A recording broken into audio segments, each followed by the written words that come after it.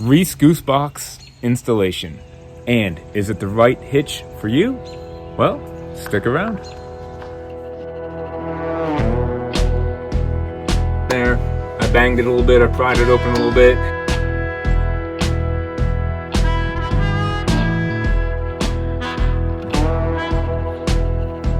Hey, twerking or torquing? Did it sound like twerking or torquing?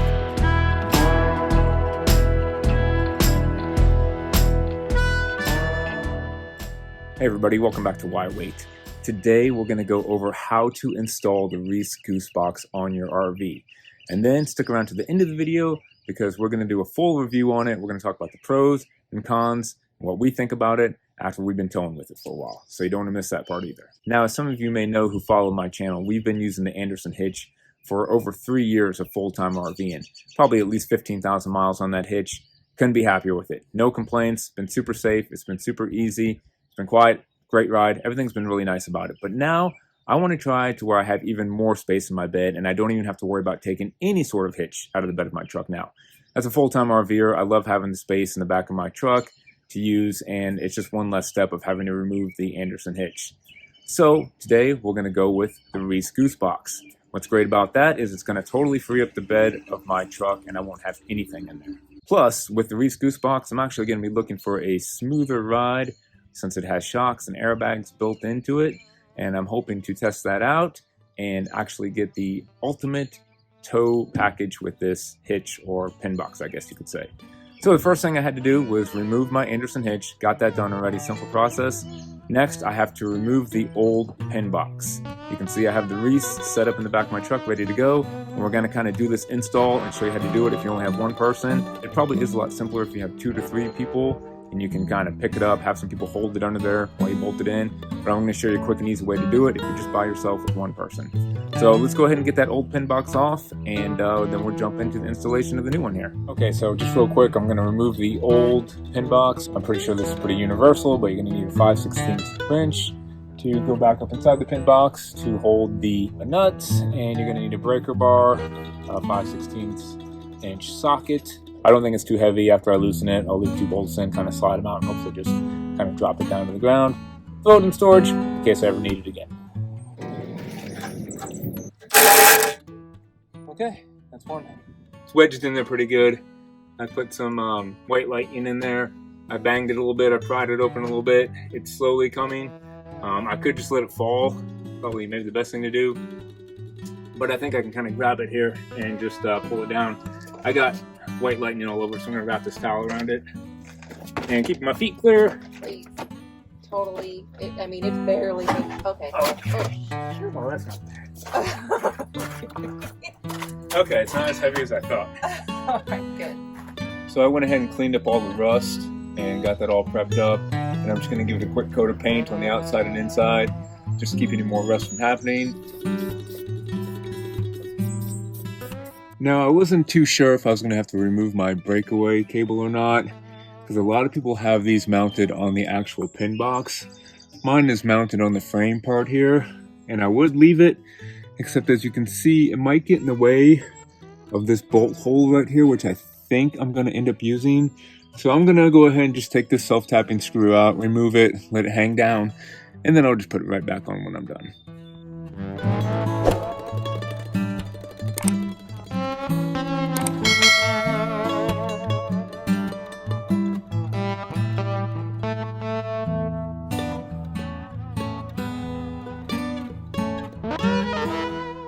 So as you can see, we got the Reese Goose Box in the back of my truck. I have it on some cardboard. That's going to be an important tip. We have the back just jocked up with some wood right here. And we're just going to back the truck right up into here. And from there, we should be able to wiggle it around a little bit, get the bolts in, maybe move the camper up and down to get it level, get some bolts in, and then we can kind of wiggle around the wood. But having it on the cardboard, I'm going to be easily able to move it around and wiggle a little bit. But let's go ahead and back this truck up and get a little bit closer here.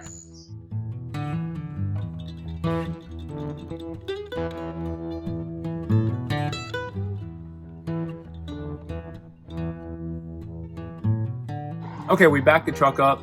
It went in nice and smooth, no issues there. And now with the wood and the cardboard, I can slide the hitch forward and back. I can remove the wood, I can pick it up, get the bolts in. We're not gonna really know our clearance until I get the bolts lined up and how well the camper is gonna be sitting in an angle even after that.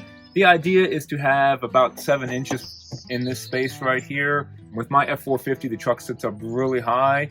So there's different mounting positions, and you can see that. With Reese has a standard mounting position, the lowest mounting position, and then they kind of recommend sometimes going 1 bolt lower than where your old pin box was at.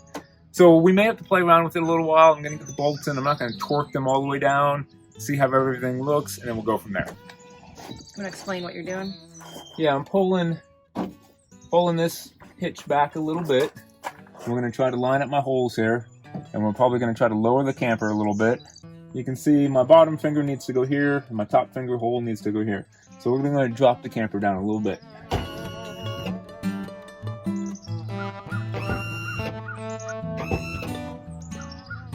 Pretty good. The front holes are lined up nice. Okay, so we kind of have our holes lined up pretty good on what I was thinking would be a nice clearance. But right now, as it stands right now, this is going to be really close to what it's going to look like when I'm towing. And we have about 9 inches of clearance right here. And that's just a little bit more than I want. And right now, I'm using the Reese recommended lowest position. So I'm going to actually go up to their standard position, which is going to push that back in a little bit further up in there, bring the camper a little bit further down, and probably get me closer to about the 7 inches I want, and level my ride out a little bit too. So we're going to go ahead and lower the camper a little bit more. Instead of this being our bottom hole, we're going to move this hole basically up to here. Okay? Now you can see we got about 7.5 under there right now. Now, if you have a tonneau cover like I do, this is the Access soft cover roll-up tonneau cover that is compatible with a toolbox.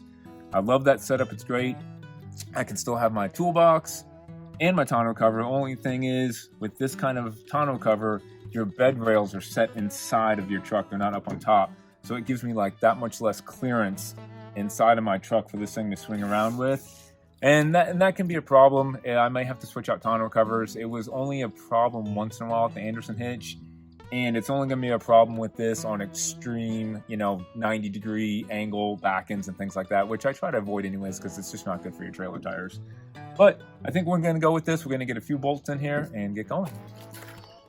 Okay, you're going to slide your bolt in through this side, your flat washer in through this side.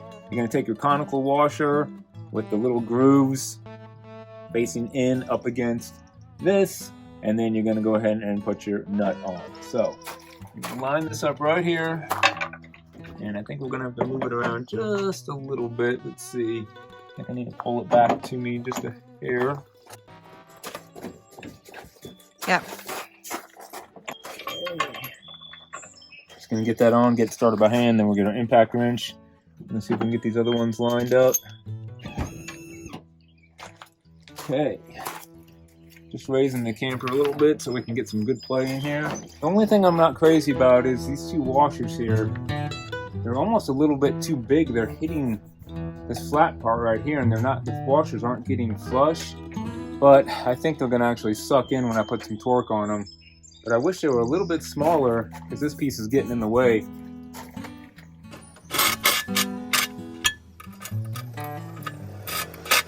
So I'm actually going to use 2 of my older washers from the old pin box. You can see the difference in size. And this one is so big, where the hole is, it's cocked at an angle in here. You can see right here, this washer won't go flush because it's sitting on here. If I use one of these old washers, it's just as thick, just as good. So I'm going to replace 2 of those, just so the bolts and everything gets flush. And it'll be a lot better. Okay, so everything looks pretty good. I have these cinched down. I don't have them torqued yet. I'm gonna wait, hook up to the truck, drop the weight on it, see how my clearance here looks, look how level the camper looks, in case I need to move these or readjust them. And after I do that, I'm also gonna add an extra bolt from the old pin box, just because the holes line up. And I figured why not have 5? Honestly, I could even do 6 if I wanted to, just because they line up. But we're gonna see how this looks.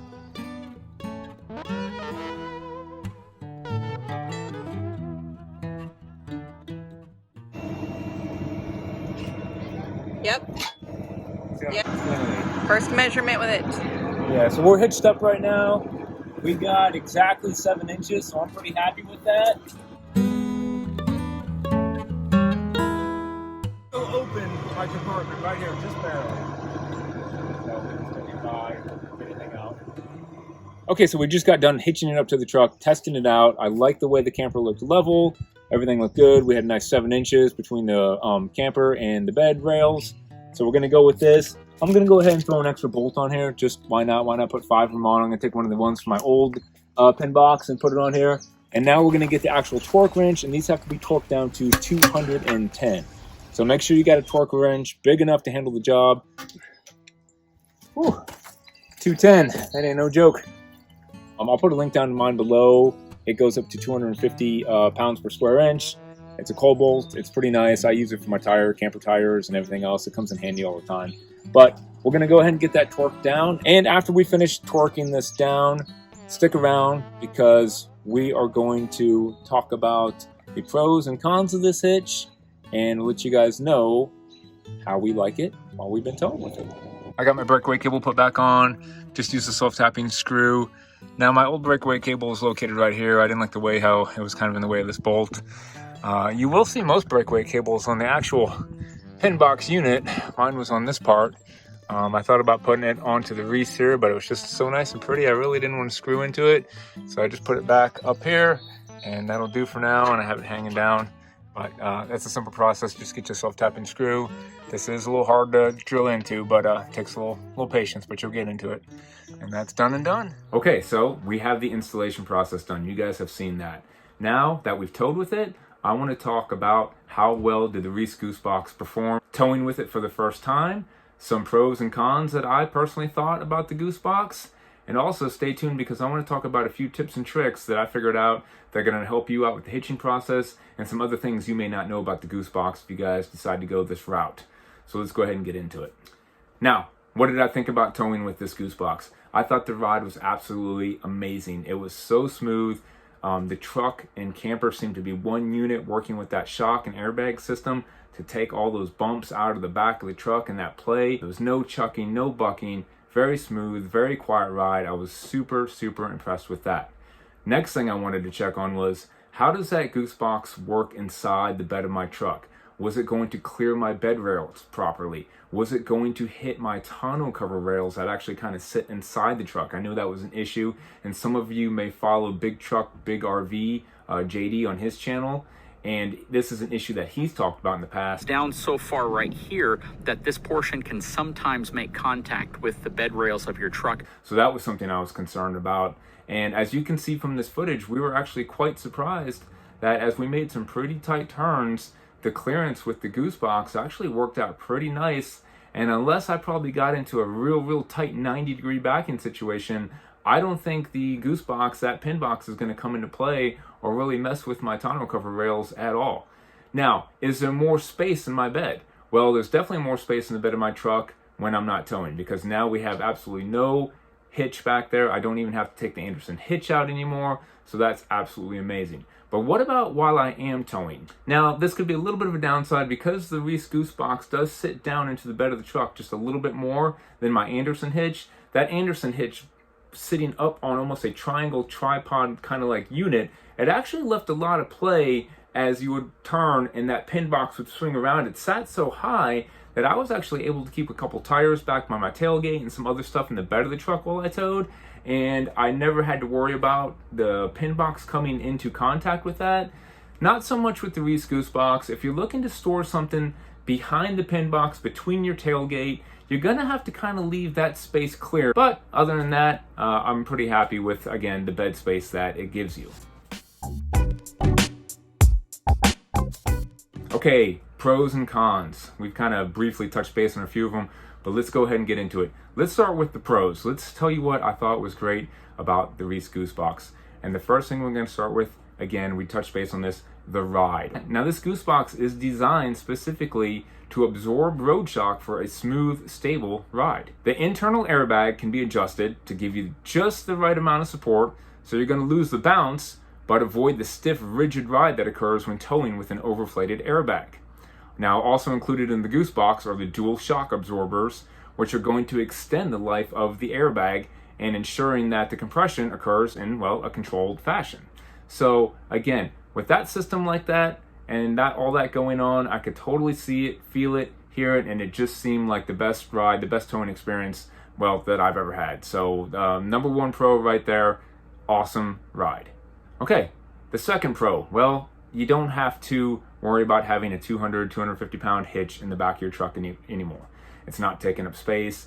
It's not heavy. You don't have to load it, unload it, whether you're a full-timer or not. I mean, even as a full-timer, when we had the Andersen Hitch, I still liked having all of my bed space when I wasn't towing, so I would still have to remove that hitch, even though it wasn't that hard. But for some of those heavier hitches, this is probably the second biggest pro of this hitch. You now have a free bed space. All you need is the ball, and that's absolutely a must for me. Another great pro is, and this is more specifically, I believe, with this new generation Reese Goose Box, it has a designated spot to actually put a lock right onto it. So you don't need to go out and buy a specialized lock if you're worrying about trying to lock up the kingpin to keep anybody from stealing the camper or anything like that. So they've probably listened to feedback from their customers, and they have a spot right where you can lock it. You can go ahead and throw a lock on there, and that's just a secondary measure just to even make sure it's not going anywhere. Okay, one of the next pros, you don't have to do the pull test anymore. You don't have to worry about ever dropping your camper on the bed of your truck. Now, I mean, I've been around campgrounds for a long time now, and I've seen numerous trucks that have the dents on their bed rails from the truck going to pull off, and the fifth wheel hitch didn't quite engage or lock, or they didn't quite test it, and sure enough, the truck goes and the camper drops on, denting up your bed rails. With this style connection, and it was the same thing with the Andersen Hitch, we never had to do the pull test to make sure it wasn't going to slip out of the fifth wheel hitch, and that's just another pro, another thing you don't have to worry about. Something else I like with this setup is now you have less weight in the bed of your truck, so that's going to give you a little bit more cargo capacity when you're towing. Depending on what you want to keep in the back of your truck, you're freeing up a couple 100 pounds right there, so that's nice. And another thing that's great is this is the only Lippert approved gooseneck system out there, and as of the date that I made this video, this Reese Goose Box is the only approved gooseneck connection that will not void the Lippert warranty on your frame. I know some of you may have the Gen Y hitch, and that actually looks like a great system as well. But again, that Lippert quite, I believe, as far as I know, hasn't approved that yet. Okay, so let's get into some cons, some things that maybe you won't like about it so much, or some things that maybe I didn't like about it so much. And from one of the complaints that I hear from most people, and it didn't bother me so much, that the hitching process may take a little bit longer. Backing up is not going to be quite as easy. You got to be pretty much spot on, dead on. It's not too easy to get it perfectly lined up, to get that ball lined up, to get things centered, to know how far you need to back up to get it right over it. But I will show you a little trick that I did, and you can go out and actually purchase these from Reese. It's a Reese product, and these are almost like tennis ball looking things.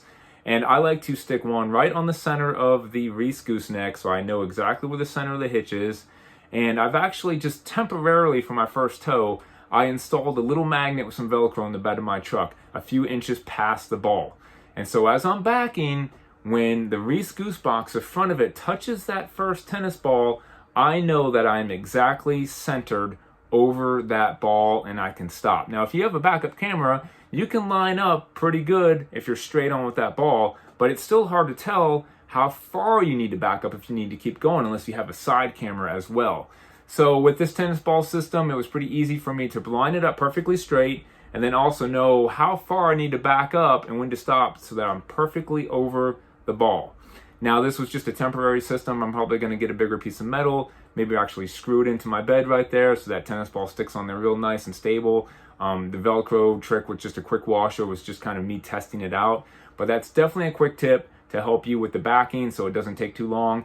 Now, I am used to backing up the truck using an Andersen Hitch, similar technique. You have to get that ball lined up right underneath it. The only thing that's maybe a little bit better with the Andersen Hitch is they have that funnel. It's kind of like a cone-shaped funnel, so you can be off a few inches one way or the other, and as your camper comes down to sit on the ball, it kind of just pushes it over and pops it on. With the Reese Goose Box, you need to be a little more accurate under there, but again, to me, I usually get it within 2 tries. It's not that hard, not that big of a deal, something I think you would get used to.